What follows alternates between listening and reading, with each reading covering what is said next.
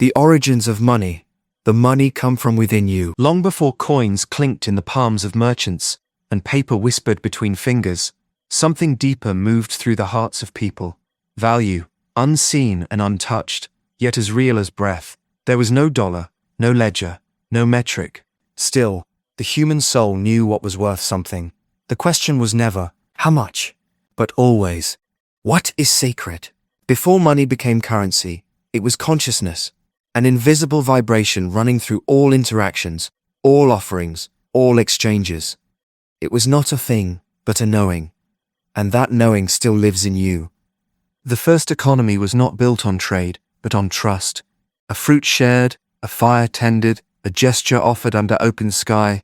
These were transactions of the spirit, made not in pursuit, but in presence. In those ancient moments, value was not measured, it was recognized, not calculated, but felt. Before humans imagined vaults, there was an inner vault, one sustained by dignity, energy, an exchange born of radiance rather than requirement. This root remains within us, though bridled now beneath systems and digits. It is not gone. It waits quietly beneath the noise of acquisition, calling us home. Chapter 1. Before currency, there was consciousness. What we now call money arose from this original vibration, a symbol created to map the movements of energy in agreement. But the symbol was never the source. Just as a candle's shadow is not the flame, and a reflection in the water is not the face, so too, the dollar is not wealth. The origin of money was not minted, it was lived. Money, in its true beginning, was merely the residue of an inner awareness of abundance, an echo of a deeper frequency. Everything you know about money was taught to you by a system that rewarded external metrics and disregarded inward knowing. You were trained to chase wealth as if wealth lived outside of you, but in doing so something primal was forgotten, something holy. What was missed is this: long before we counted numbers, we carried worth.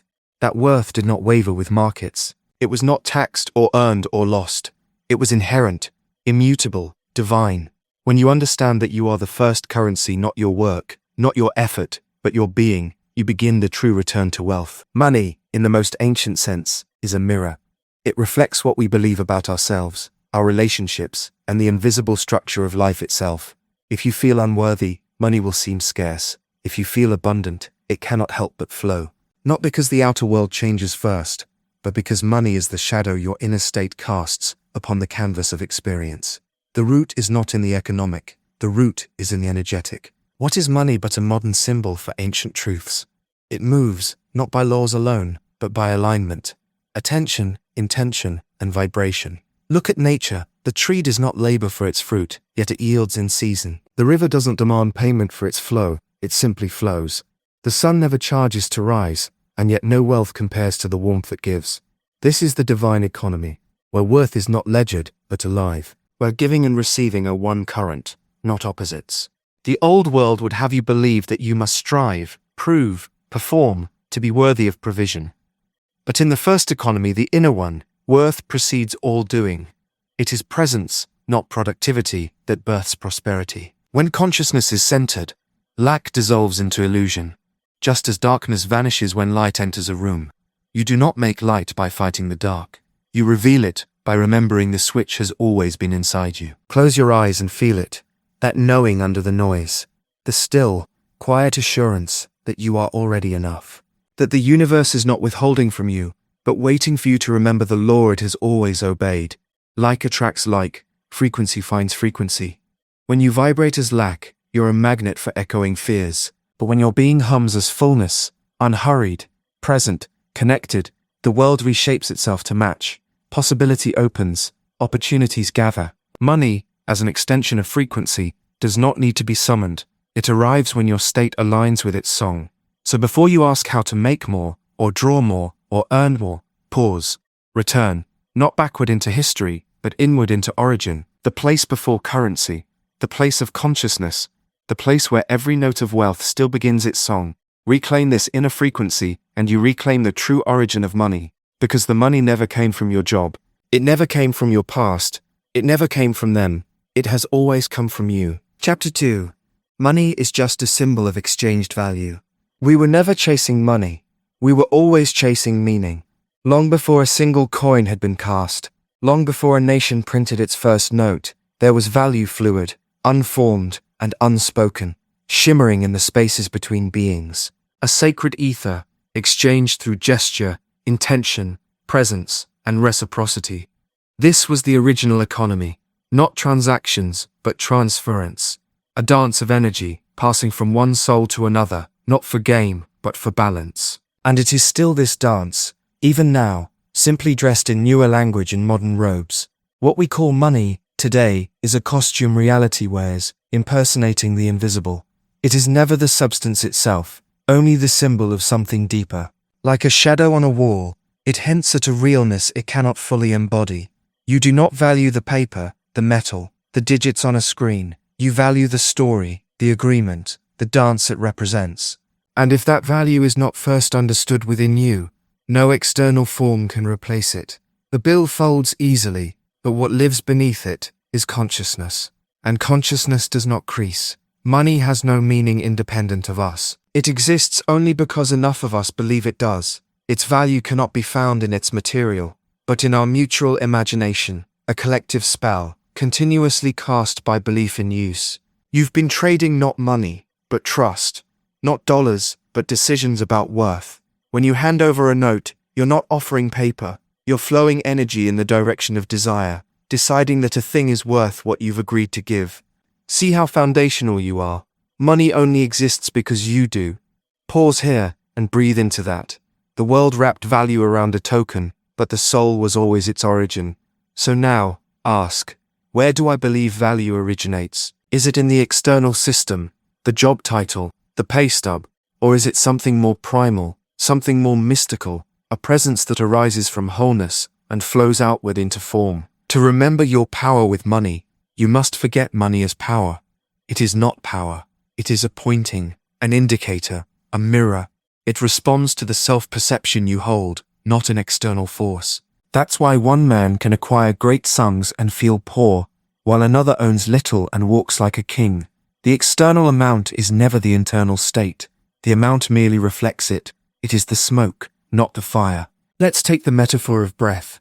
No one hoards their breath, and yet it flows constantly, in and out, sustaining life by movement, not possession.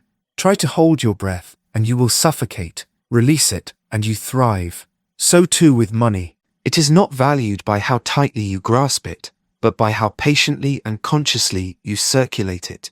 Tightness in money is tightness in being. And money can only flow freely through a being who recognizes it was never theirs, only borrowed from the river of exchange that lives in all things. Money is not wealth, just as a map is not the territory. Wealth is the felt experience of being in alignment with your inner source, the space where desire and supply are already one. When you are in that space, the physical form of provision becomes secondary, because you know the current is flowing. Money follows value, not the other way around, and value is not something you manufacture, it is something you remember. It is the frequency that already lives in you, waiting to be allowed. We have confused symbol for source, transaction for truth. But still, the symbol speaks. What you hold in your hands is a sacred sigil, a neutral token, made holy or hollow by the consciousness it carries. Love, gratitude, and expansiveness infuse it with power. Fear, scarcity, and self-doubt it of resonance. Try it. Hand someone $1 with love, with full presence. That dollar will stretch. Pour it into food, and it will nourish. Share it in joy, and it will echo. But pass it with resentment, or guilt, or resignation. It will collapse under the weight of your emotion. The symbol is only as powerful as what it transmits. You are the transmitter. And so, money becomes a reflection of us, not a thing separate from us. It carries our frequency the way music carries a song. It is a vehicle, not a source. And behind that vehicle is you, humming, choosing, vibrating into experience the rhythm of your worth. You don't manifest money, you make room for it, like air entering a vacuum, or light rushing into an open window. The room must be prepared. The internal structure must match the frequency of what it asks to receive. Look at your life. Look gently. What have you been valving? What have you judged as not enough? Where have you believed the symbol over your own spirit? These questions are not accusations, but invitations to return, to remember, to realign. Because once you see money for what it is, not power, not proof, not permission, but simply a symbol of the value you innately carry and choose to embody, then you reclaim your place at the altar of exchange, not as a beggar, but as a bringer, not as someone reaching out, but as someone reaching in. And from within, the currency begins to move, quietly, powerfully, unstoppably, as it always has. Chapter 3. Your identity is the printing press. You do not get paid according to what you do. You get paid according to who you are while you're doing it. Action, in truth, is only the ink, but identity is the machinery. Your world receives the signature of your being before it translates into form. And money, that shape-shifting symbol of value, always follows structure. No structure, no flow. The self is that sacred structure. Imagine for a moment that you are not a seeker of wealth, but the source from which wealth emerges. Not a beggar at the economic gates, but the architect from which all currency is quietly issued. Banks may print paper, governments may mint coins, but the printing press of reality, the mechanism that turns potential into presence, is nestled not in vaults or policy, but within your self-concept. Self-concept, a phrase often spoken but rarely understood. It is not how you appear to others, it is how you appear to your innermost awareness. It is the quiet tone you carry in the temple of your mind, the unspoken assumptions about what you deserve, what you expect, and what you unconsciously prepare for. Even while you say words to the contrary, you do not manifest what you hope for, you manifest what you are organized around. And you are always organized around the truth you hold about yourself. When you call yourself poor, the press ceases, the machinery slows, the ink dries in the pan. But when you root in the spiritual knowing that you, in your awareness alone, are enough to issue a new economy, rivers begin to stir through unseen canals, and prosperity begins its metaphysical march toward you. Your identity is not a title. It is not what you do or what you have. It is not your job or your balance sheet or the diploma on your wall. Your identity is the atmosphere of belief you live in. It is the gravitational field around your being that pulls experiences into your orbit. A wealthy woman with no money in the bank is still wealthy in identity, and the world will respond to her accordingly in time.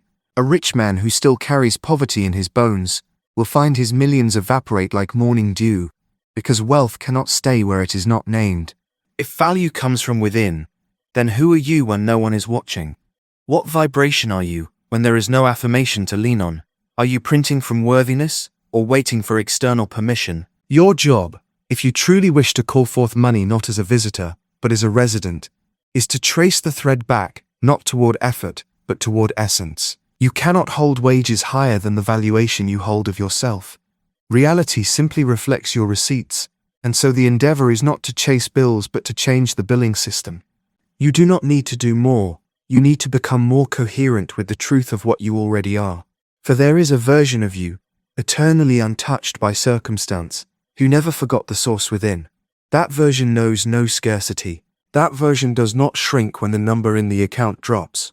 That version is the press, steady, sovereign, and spiritual. Let us drop the metaphor even deeper. If you are the press, your thoughts are the printing plates. Repeated enough times, they emboss reality. Your beliefs are the design, ornate, invisible, but determining everything. Your emotions are the ink, rich or faded, clean or scattered. And most importantly, your identity is the alignment of the whole machine.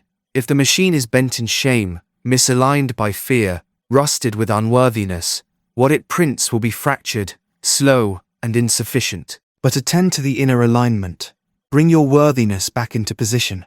Polish the rollers of belief. Oil the joints of thought.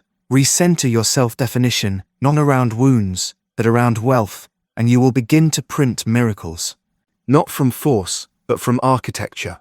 Economic transformation does not begin on a spreadsheet. It begins in the soul. Before there were dollars, there was definition. Before there were coins, there was consciousness.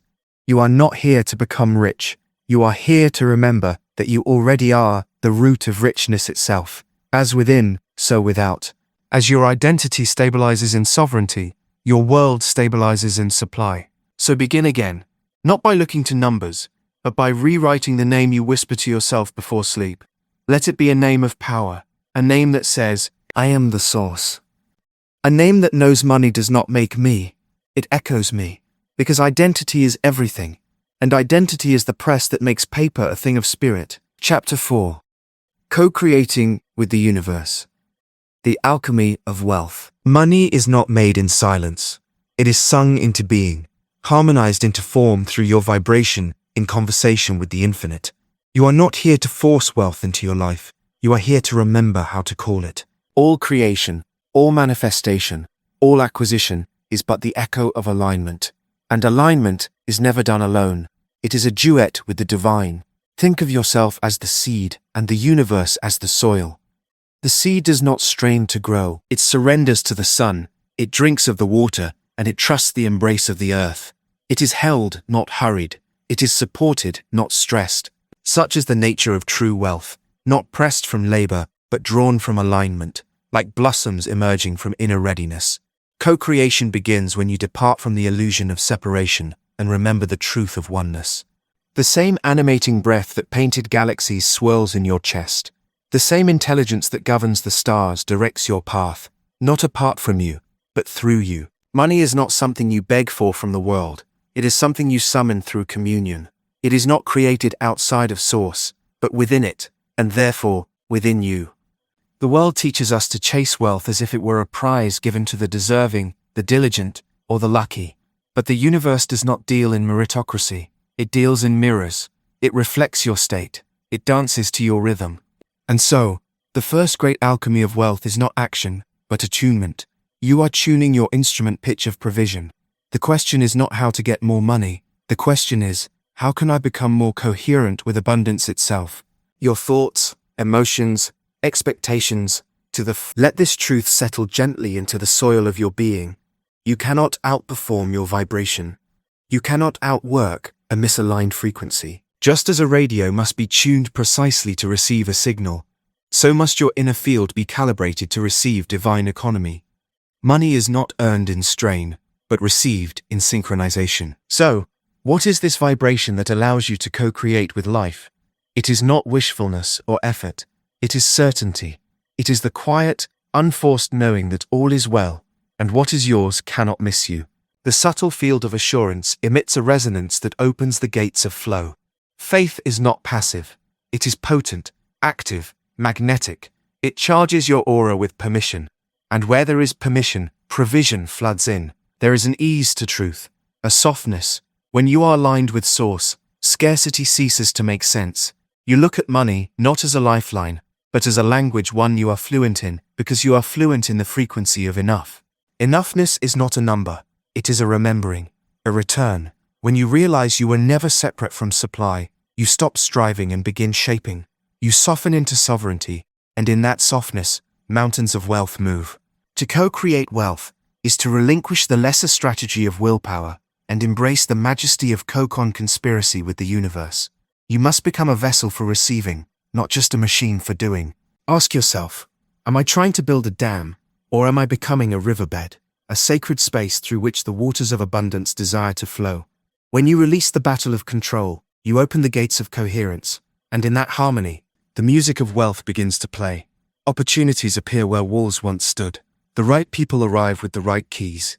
You do not make this happen. You become the vibration in which it is already happening. That is the alchemy, not transmuting base metals into gold, but dense belief into divine knowing. The universe responds not to what you say you want, but to what you agree you already are. Want vibrates lack. Gratitude vibrates abundance. Declare not the deficit, but the fulfillment. Speak the wealth that already lives within. Remember, your thoughts are invitations, your emotions are agreements, and your beliefs are contracts written in sacred ink. You are in continual covenant with creation. You are not alone in creation. You never have been. The moment you align, not in words, but in being, the universe leans in, eager to answer. You say yes, and it says yes louder. You trust, and it rearranges its constellations to reflect that trust. There is a divine choreography, and you are not here to lead it, only to let it move you. So take a breath, dear one. Unclench your desire, soften your striving. Release the idea that you must hunt what is already yours. Instead, become still, become receptive, become resonant. And in that stillness, entrain your inner world to the vibration of completion, the awareness that you lack nothing. For when you know you have, you activate having, and what is yours must arrive, not out of struggle, but as a whisper answered, as a frequency fulfilled, as wealth, remembering the one who called it home. Chapter 5. Emotions are the circulation system of prosperity. In the body, blood flows, not just to nourish, but to sustain, repair, and animate life itself. Without circulation, even the most vital organs will wither. Just as the heart pulses rhythm into our veins, your emotional state pulses vitality into your financial atmosphere. Money, too, must move. It is not a stagnant reservoir. It is a living river, a flow, an ever-unfolding rhythm of give and receive, ebb and flood, and your emotions are its current. To understand this is to awaken to a secret kept in plain sight. Most are taught that money arrives through effort, action, deliberate doing, yet all the external striving collapses under the weight of internal stagnation. You may march for wealth with your hands, but if the heart is heavy, the river resists you. Why? Because your emotional vibration either invites wealth or repels it. Joy welcomes abundance, fear puts up the floodgates. Your emotional state is not just your reaction to money, it is the energetic regulator of money's presence in your life. Think of your emotions as the thermostat of your financial frequency. When you feel gratitude, generosity, confidence, and peace, you bring warmth and openness. You raise the temperature of receptivity, and wealth glides in, effortless and natural. But when shame sets in like winter frost, when guilt drapes your intentions like heavy fog, circulation contracts. What could have been simple and soft becomes delayed, distorted, or denied. You see, there is a deep intelligence to money. Not human intelligence, but energetic intelligence. It responds to flow. It seeks movement. And it cannot live in rooms where your feelings have been locked out. When you feel undeserving, money feels unwelcome. When you feel anxious, wealth feels constricted. Yet when you feel expansive, even with nothing physical in your account, you become a wide open channel through which the richest universal supplies begin to pulse. Money is not a reward, it is a mirror. And what you feel with consistency, what you feel in your bones, not just in your mind, writes in silence the laws of how money behaves in your presence. Emotional states, like sacred winds, determine whether prosperity has wings or weights in your world. Ask yourself, what emotion is flowing through the channels of my being right now? Is it worry or wonder? Is it burden or buoyancy? These are not passive moods. They are directives to your prosperity. Guilt is perhaps the most dangerous of all emotional blocks. It suffocates flow. It whispers that you shouldn't have joy, that you're greedy for wanting more, that others need it more than you, so you should dim your ask, dull your shine. But guilt is not of the source. It is the echo of a broken system, a trick of small thinking designed to keep the fountain sealed. Releases come when you stop apologizing for divine provision and begin celebrating it. Gratitude, on the other hand, is not mere politeness, it is wealth's open invitation. To live in gratitude is to host abundance before it arrives. It is to resonate with what is unseen but already yours. Gratitude keeps the doors open, the windows wide. It tells the universe, I am ready to circulate, I am ready to flow. And the universe answers in kind, not because it is responding to your words, but because it feels the frequency of your willingness. Let joy become your currency. Let wonder become your bank. Let stillness become your sanctuary. In these states, you move from financial survival to spiritual circulation. You realize that money is not something you must grip, but something you must allow. It comes not to the clenched, but to the calm. Emotions are the pump of this sacred economy. They determine whether your money life is frozen or fluid, trickling or torrential. So arise each day not with the question, how do I earn more, but with, how do I feel right now? Because how you feel is already creating outcomes. It is already choosing timelines. It is already shaping the quality and speed of what reaches you. And when those feelings begin to align with expansion, love, grace, and certainty, the flow returns. Return to the feeling, and you return to wealth. Return to the feeling, and the freeze dissolves. Return to the feeling, and your circulation opens. You were never meant to chase money, only to open the emotional channels within you wide enough to let it find its way home, again and again. The infinite current awaits. Let it move you. Let it move through you. Let it move all that you are. Chapter 6. Belief sets the exchange rate. There is a silent denomination beneath all monetary systems, more powerful than currencies and untouched by governments or gold. That hidden currency is belief. Not the belief we casually offer to ideas, but the deep, internal convictions, the unspoken laws written in the nervous system that govern what we let ourselves receive. A person may work 10 hours and feel unworthy of $100, while another, in full alignment with their inner value, receives thousands for a single moment of insight. It is not the labor that defined the difference. It is belief. It always has been. Money, as you have come to understand, is not a substance. It is a reflection. And just like water takes the shape of its container, money fills the structure molded by the substance of your beliefs. If you believe your time is cheaply bought, life will enact that valuation. If you believe wealth corrupts, you will subconsciously guard against it. If you believe just enough is all you deserve, you will live on the threshold of sufficiency, always capped by an invisible ceiling you built inside. Beliefs are the financial architects of your experience. They set the exchange rate between the infinite energy of the universe and what makes it into your physical realm. A belief is formed not when you say something, but when you feel it as truth. The child who hears, "Money doesn't grow on trees," over and over, does not merely hear it. They breathe it. It integrates. It becomes cellular. And in adulthood, no matter how many affirmations are spoken, that early encoding still filters reality. What you believe, you transact. Imagine you are standing at the border between the infinite and the finite. Energy wants to flow into your life. Ideas, opportunities, clients, checks, unexpected resources, all waiting in line to enter. But at the gate stands a customs officer, your belief system. He examines what's coming. He filters what's too good, what's unrealistic, what doesn't fit the story you carry. He lets some energy pass and repels the rest on your behalf, all without your conscious knowledge. And so your reality mirrors what you've authorized, not what life is offering. To receive differently, you must believe differently. But belief reshaping is not an intellectual game. You cannot trick the universe with surface-level statements. You must feel the new valuation in your body. You must let implausible become possible by yielding to a deeper trust. The nervous system must unclench. The heart must believe it belongs in abundance. Belief is not an effort. It is a surrender to a greater truth. Imagine walking into a shop where every item is labeled not with a price, but with how much you believe you are worth. A luxury coat, tagged, requires deep self-love.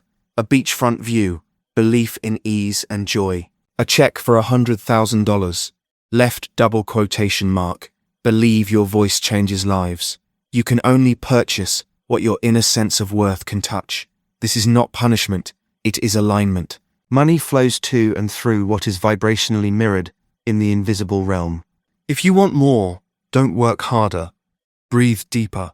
Return to the garden where the original beliefs were planted. Uproot what was never yours, what your parents feared, what society reinforced, what culture declared normal but is energetically dysfunctional. Offer those roots to the fire. Take your hands and plant new ones. Left double quotation mark. Let your nervous system be saturated with truth until the old architecture collapses under remembrance. When you believe differently, everything changes. The price of your presence rises.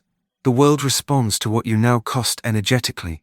You'll find people treating you with more respect. You'll find opportunities seeking you out. And you'll marvel because you're doing the same actions, but the compensation has multiplied. Why? Because belief set a different exchange rate. Your soul recalibrated the currency of your experience. The world is not stingy, it is responsive. The universe is not withholding, it is reflecting. And your job is not to hustle for scraps, but to accept your seat at the banquet already laid out for you. When belief matches truth, life rushes in to pay you accordingly. You are not paid by effort. You are paid by inner permission. Write that in your heart, and then raise your frequency. Because every time you raise your belief, life raises the value of your return. Chapter 7. The frequency of fortune. Wealth whispers long before it knocks. Before the contract, the client, the compensation, there is a quiet hum beneath your chest. Sometimes it rises like a song, sometimes like a storm, but it's always there. The frequency of your being, that frequency is your fortune, not your bank account, not your resume, not your strategy. Those are reflections, not causes, outcomes, not origins. The real currency? Vibration. Everything you have, don't have, receive, or miss is vibrating within you first. You see, we do not manifest money by chance or chase. We magnetize it in proportion to the tone we carry. Just as a radio tower emits a frequency that determines what station you hear, your inner state broadcasts your signal across the ethers of creation. You are never broadcasting silence. You are always transmitting something. And the universe, as law, matches what you are not, what you say, not what you wish, but what vibrates at the core of you. The lie is that fortune is found externally. The truth is that wealth lives on wavelengths, and you are the dial. Fortune is not random. It's rhythmic. It's patterned, harmonized, precise. The person who lives with joy as their steady pulse will often find that provision seems to arrive at the last minute, just in time, as if the entire cosmos is conspiring to support their dance. The one whose thoughts throb with worry, their outer world echoes the noise. Scarcity is not circumstantial, it is sonic. That's why two people can have identical opportunities and reap opposite outcomes. One is in tune, the other is in tension. Do not ask for more money. Ask to remember your original frequency. That frequency was never one of lack. Before you spoke words, you resonated with source. Before you understood debt or accounts, you pulsed with divine intelligence. A baby is not concerned with worthiness. A flower does not question its bloom. The sun does not qualify itself to shine. This is the natural gravity of being. Wealth is not added to being. It emerges from being. Tune into your essence and you tune into every form of abundance that reflects it. So how do you change your fortune? You retune your feeling. Feeling is the language of frequency.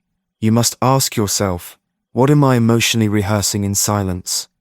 What do I practice when no one is watching? For every moment you sit in unworthiness, you reinforce a code within your energetic field that tells the treasury of the universe, do not deliver. Not because you are punished, but because life respects your signal. The reverence of the infinite is that it cannot override your sovereignty. But here is the good news. The moment you shift your internal tone, the world answers as echo. You can move mountains in the material plane without lifting a single rock if your inner realm begins to sing in prosperity's pitch. To cultivate the frequency of fortune, you do not pretend to be someone else. You remember who you already are beneath all the scarcity scripts. You reconnect with gratitude, not as performance, but as presence. You ground yourself in the feelings that represent abundance, ease, joy, trust, inspiration. You spend more time resting in the vibrations that say, of course I am provided for. The notes that scream, I have to make it happen. It is not a trick, it is a tuning. Just as a violin must tighten or loosen its strings to match the key, you must gently regulate your thoughts, modulate your emotions, and clarify your intentions to resonate with wealth. Not the wealth of greed, but the wealth that is grace. The wealth that already belongs to you as an extension of the infinite one. Money is merely a mirror, reflecting the music of your soul. When you live from fear, control follows, then lack, and then scrambling. But when you live from alignment, you magnetize what relentless effort never could. Not because you chased it, because you matched it. The bee does not run after flowers. The flower opens and bees arrive. That is the sacred geometry of wealth. So if you are feeling poor, do not sprint outward looking for more. Turn inward, feel the note of poverty, and release it. It was never yours. It was learned. In its place, feel peace.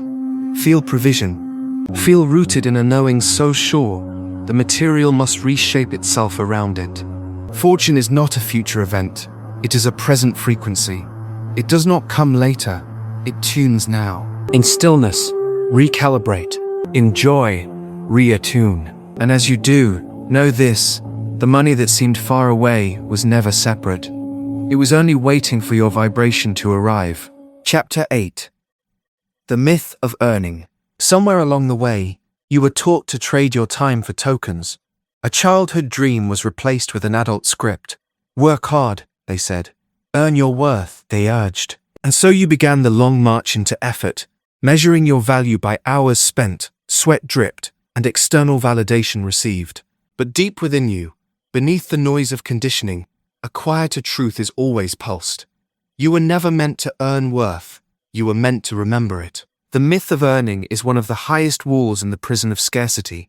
It implies that you are fundamentally lacking, and that only through laborious transaction can you bridge the gap between who you are and what you deserve. It teaches that value lives outside of you in the approval of employers, the digits in an account, or the price someone is willing to pay.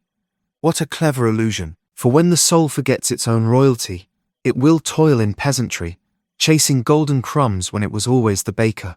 Consider nature. The sun shines, not because it earned the right, but because it is its nature to radiate. The tree doesn't deserve abundance, it becomes it, opening receptive leaves to the unseen light and transforming it into life. No squirrel earns its acorns, no rose earns its bloom. They receive as they align, they prosper as they become. You are no different. The idea of earning is rooted in separation. It says, there is something you must do to become what you are not yet. But wealth, in its truest form, is not something added to you. It is something revealed from within you. You do not become rich by acquisition. You express richness by resonance. The truly prosperous are not those who have chased down wealth, but those who have stopped chasing long enough to listen. Deep in the silence, they meet their source, and in that sacred meeting, abundance begins to arrive, not as reward, but as reflection. You do not earn love. Love is what you are made of. You do not earn worthiness. It is the inheritance coded into your being. And by the same eternal law, you do not earn abundance. You remember it, and by remembering, you return to alignment. And once in alignment, the field shifts. The outer rearranges itself to echo your inner awakening. What you call income is often only a delayed receipt of energetic coherence. It is not payment for your grind, but evidence of your frequency. You are not paid because you are tired. You are paid because a resonance within you handed life a decree. This is what I accept. This is what I am available for. And life, faithful to the vibration, delivers. If you must do anything, do this. Tune. Like a divine instrument, you're here not to strive but to sound. Sharpen your awareness, not your self-criticism. Clarify your self-concept, not your resume. Harmonize your inner frequency with the reality you desire, and watch as life, that great orchestra, tunes itself around you. The question is not, am I working hard enough, but am I vibrating in truth? Feel deeper into this. The birds sing not to get attention, but because singing is their state of being. In that release of song, the forest becomes symphonic, and the very air responds. You were also designed to sing a kind of soul song, and when you sing it not to earn, but to be, the universe, too, becomes your echo chamber. There is no cosmic scoreboard keeping track of how much you've suffered before you deserve relief. No divine accountant assessing whether your sacrifice has reached the threshold for reward. There is only energy, and energy responds now. Your next level of wealth is not waiting on your work, it is waiting on your remembering. What if money is not something you get, but something you allow? This is the sacred shift. From doing to being, from earning to expressing, from lack to remembrance. The wealthy one is not the one who has most. It is the one who most clearly knows who they are, and who walks in that knowing. Worth does not arrive in your hands. It awakens in your heart. You claim a new level of abundance not by sinning less or striving more, but by standing in the truth that you were never separate to begin with. Let us leave behind the story that says you must labor for approval. Let go of the chains disguised as goals, the guilt disguised as humility, the burnout masquerading as virtue. Instead, enter the temple of remembrance. Here, each breath is currency, each thought is creative, each emotion is a signal, tuning your wealth reality before a single dollar appears. You were not born to earn. You were born to express source through you. And when you do, the world cannot help but pay attention. To those in alignment, money is magnetized, not as a prize, but as a byproduct. Not because they begged, but because they belonged. It is time to remember. You are not unworthy until proven valuable.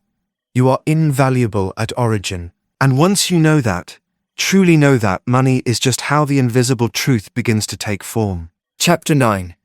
Focus is the funnel. What is attention, if not the most sacred form of currency? Where your eyes dwell, energy rushes in. Where your thoughts linger, matter begins to arrange itself. Focus is not just a mental discipline, it is your most powerful spiritual instrument. It is the narrow well through which infinite abundance must enter the world of form. The universe is abundant, yes, but abundance must be directed, sculpted, and called forth. And you do not call it with need, you summon it with focus.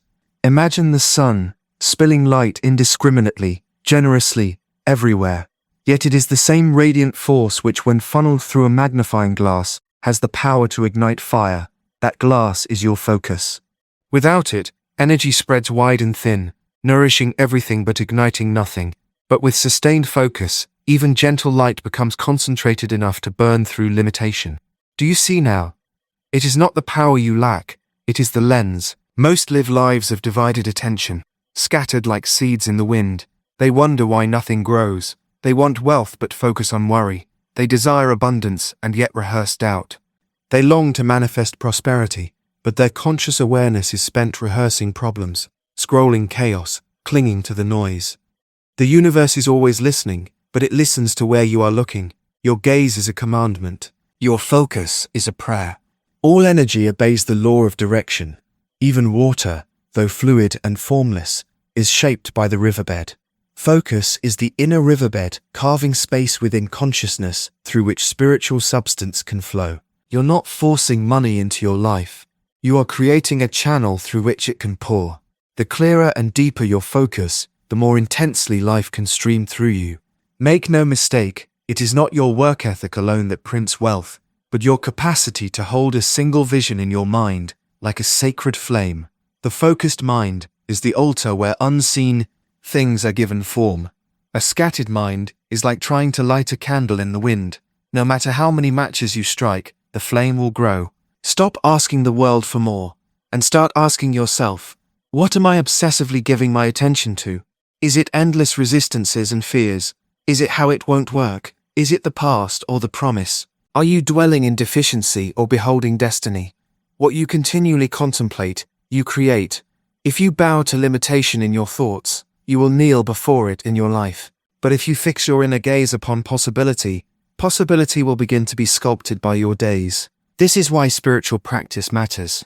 Not because rituals please the heavens, but because they steady your focus in a world that profits from your distraction. Prayer, meditation, visualization, these are tools not for moral righteousness, but for energetic precision. Each breath inward is a drawing back of the bow. Each moment of clarity is the arrow sharpened. Each focused thought becomes a shot toward manifestation. Aim wisely. Pay attention like you're spending gold because you are. Focus isn't control. It is surrender with choice. Like a lighthouse in a storm, you don't command the ocean, but you do decide where to shine. The moment you lock eyes with your vision, the universe begins to arrange pieces. Invisible hands stir. Patterns click into place beneath the surface. But most will look away too soon, doubting the process, because they cannot yet see. The spiritual world is slower only to those who rush. Focus teaches patience. Time bends for those who marry their attention to faith. And so, ask yourself each morning, where is my lens today? What reality do I wish to magnify? Look not at what is, but at what is becoming. Let the world mirror your gaze, not dictate it. Practice presence, not as escape, but as investment, because the more you steep yourself in the feeling of the fulfilled, the clearer the signal. You are not drawing wealth to you reluctantly. You are tuning the instrument of your being and letting wealth pour through you effortlessly. When hunger touches a focused heart, it becomes longing. When longing meets clarity, it becomes vision. And vision, when loved daily with the eyes of the mind, becomes reality. This is the sacred alchemy of attention. No need to chase miracles when you are building the funnel. Life is always offering the ocean. Your focus determines the cup. So still yourself. Come home to your gaze. Let it become unwavering. Let it become sacred. Let it become the instrument through which divine economy flows. You are not waiting for wealth. Wealth is looking for where it can land. Show it a steady place. Show it your focus. Chapter 10. The Inner Vault. Unlocking the Source Within. There is a place within you where the concept of lack has never entered. A silent, sacred chamber, beyond thought, beyond fear, beyond any belief you were taught to hold about scarcity or survival. It does not recognize the language of limitation. It does not measure in dollars or weigh in gold. It simply is, whole, undisturbed, and infinitely generous. This is the inner vault, and unlike the vaults you see in banks, this one is not locked from you. It is locked by you. You were born with access, but over time, noise from the outer world, through fear, programming, conditioning, muffled the truth. You were convinced you must unlock something out there to become whole in here. Layers of effort, striving, guilt, and desperation formed around your consciousness like frost on a mirror, obscuring the reflection of your true abundance. But now, those layers begin to melt. Now we enter remembrance. The vault is not a fantasy or visualization. It is real, and more real than the things you chase in the world, because it does not flicker. It does not pull away when the stock market dips, or when employers decide your worth. Its doors do not close in recessions. The inner vault abides like the sun beneath every cloud, a quiet reservoir of every possibility already funded. Imagine standing before this place in your mind, not asking for entry, not pleading to be let in, but simply remembering this has always been your home. You are not a stranger here. You are the architect, the keeper, the heir. When you walk into this vault, there is no list of conditions. There are no applications for wealth, no interviews to determine if you're deserving, because in spiritual truth, need is irrelevance. Deserving is automatic. You do not earn oxygen, you breathe it. So too with this supply. All it ever required was alignment, not achievement. And alignment does not mean perfection. Alignment means presence, stillness, awareness anchored in the truth of who you are, beyond money roles, beyond employee, entrepreneur, buyer, seller, saver, or spender. Those are only garments. Underneath them all is you, the undressed, unshaken source of wealth itself. What you find here is not a balance statement. It is an origin, a glowing center of energetic supply. It pulses not with greed, but with generosity, not with hustle, but with harmony. Here, giving and receiving are the same breath, inhaling inspiration, exhaling creation, and with every breath, reality begins to rearrange to match your state. You do not push to create in the field of form.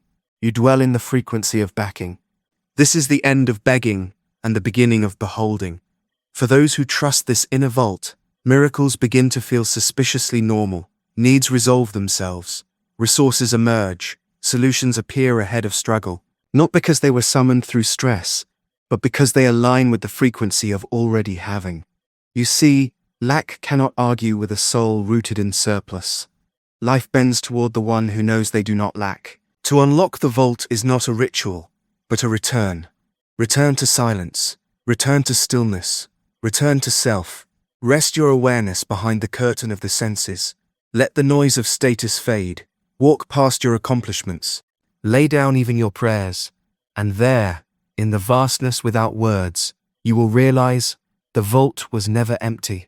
It was waiting. Your work is not to create wealth. Your work is to clear that which blocks your sight of what is already here. Shame, doubt, delay. These are only dust on the gold. Wipe clean the mirror of your own mind, and what remains is the truth. Your value is not received, it is remembered. Within you is the banker, the buyer, and the builder. The whole economy unfurls from your gaze.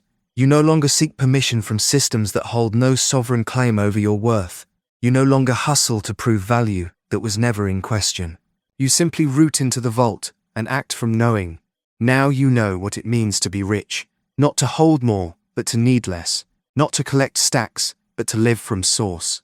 It is not about the number in the account, but the consciousness behind it.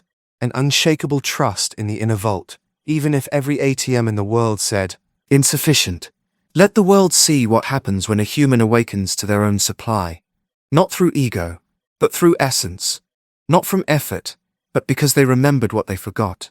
You can stop looking, It's already here. You're already home. Chapter 11. From accumulation to circulation, there is a current under the surface of all life, a pulse, a rhythm, a sacred giving and receiving. Every breath you've ever taken is proof of it. You inhale, you exhale, you receive, you release. Not once have you tried to hoard your breath. Yet look, you go on living. In fact, it is only in the letting go that the next breath can come. So it is with money. True wealth does not come from what you can possess, but from what you can allow to pass through you. The world has taught you that the path to prosperity is through preservation, accumulation, stockpiling, holding tightly to what you have, lest it disappear. But the tighter your grasp, the more stagnant the flow becomes. Stagnant water breeds disease. Stagnant money breeds fear. In the spiritual realm, all energy is meant to move. Movement is proof of life. Circulation is the song of abundance. Money, as we have already remembered, is not real in itself. It is a shape taken by energy. And energy must circulate. Like blood, like breath, like the winds that carve rivers into mountains. Wealth wants to move. To hoard it is to resist its nature. To release it consciously, joyfully, gratefully, that is to harmonize with divine economy. Ask yourself, do I want money to fill my pockets or to flood my life? Do I want to store it like dead weight beneath floorboards, or let it dance like music in and out of my fields? When we define wealth by accumulation, we become graveyards of transactions. But when we define it by circulation, we become gardens, always yielding more, always germinating new possibility. Generosity is not an act of charity. It is a technology of multiplication. Every seed released births a harvest. The earth does not ask the tree to hold its fruit. The tree, once full, gives it freely, and nature ensures more come in due season. So what are you holding on to that wants to birth something greater through you? There is an illusion among us that giving depletes. But true giving, when led from love and resonance, expands capacity. It tells the universe, I am not afraid to empty myself, for I know I am connected to the infinite. And as you give, so are you given to. Not in a transactional tit for tat, but in alignment with the greater law. Circulation causes expansion. Look at your emotional body when you spend or gift or release resources. Do you feel constriction or liberation? That emotion is telling you whether you're circulating or contracting. Contraction is poverty wrapped in numbers. You may have millions in digits, but if your soul shrinks every time you part with $1, you are not rich. You are in bondage to the fear of lack. In contrast, the soul that gives with ease, with joy, with sacred intention, that soul is always connected to more. You are not meant to be a vault. You are meant to be a vortex, not a container, but a conduit. The origin within you does not concern itself with how much you lose or save. Its only question is, are you in flow? Are you trusting life enough to give to it? Are you remembering that you are not the source of money, but the steward of its motion? Think now of the river. It does not mourn the water that passes. It does not shout at the tide, begging it to remain. It moves forward, willingly, freely, and somewhere in its movement is the miracle. New water is always arriving, because no water is being forced to stay. So it is with you. The more open your palms, the more the divine can place into them. To live in sacred circulation is to understand the geometry of grace. What passes through your hands multiplies behind your back. What you give today returns, not always in the same shape, but in greater substance. The path of infinite wealth is not paved by saving alone. It is walked with trust, lined with generosity, and guided by your willingness to let go. There is no fear in circulation. There is only rhythm, and in that rhythm, the remembrance. You were never meant to accumulate, like a dam. You were meant to flow like a river of gold. Let it pass through you. Let it bless through you. Let it return tenfold through you. You are not losing your money. You are leading its dance. Chapter 12. Spiritual Remembrance.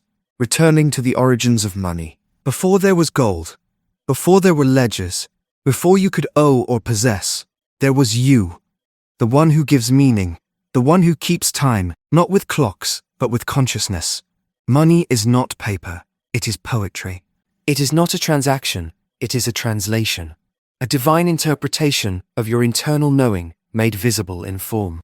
And now, as we close this sacred unveiling, we return not to where we began, but to what has always been. You were never seeking money. You were seeking memory. The memory that you are not separate from the source that provides. That abundance is not above you, ahead of you, or outside of you. It is positioned perfectly where it has always pulsed. Within. You must remember, not with your intellect, but with your essence.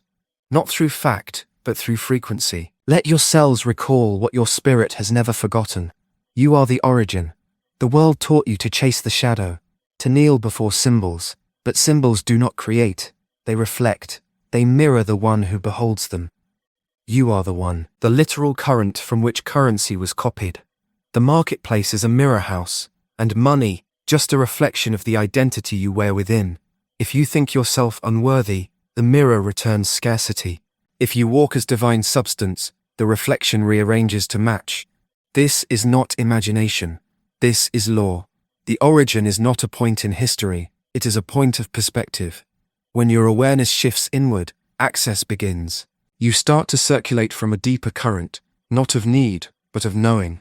How would your life change if you stopped acting like a beggar at existence's door and started walking through it like an invited guest? The world suffers not from impoverished resources, but from impoverished remembrance, from generations forgetting the first truth. You are the source pouring.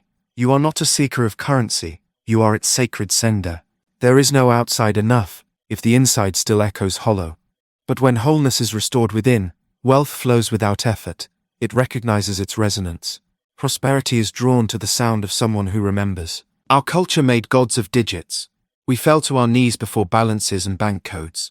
But even the bankers are governed by the invisible laws of belief and desire, of self-concept and subconscious alignment. So let the veil be lifted. Your bank account is not an indicator of your destiny. It is only a mirror of your energetic story. And every day, every breath, you get to rewrite the script. A man with no money who walks with inner conviction is wealthier than a millionaire drowning in inner lack. Wealth is atmosphere. It is the gold mist of remembrance, and any room you walk into with this inner clarity becomes a treasury. The world senses belief before it senses credentials. It feels frequency before it hears speech. That is why some with little in hand overflow with prosperity, while others with much remain malnourished in spirit. The hand receives what the heart believes it deserves. To return to the origin is not to abandon the physical. It is to rethrone it, to know that money, like breath, is not the source of life, but its servant. Your breath is not your life. It only announces that life is passing through. So too with money. It announces that energy is being moved, and that movement begins with you. Consider the tree. It does not beg the wind to pass through its branches. It stands rooted, open, available, and the wind answers its posture with partnership. You too are a tree. You too are the invitation. Make your posture one of total reception, not to strive, not to plead, but to stand rooted in the memory of who you are.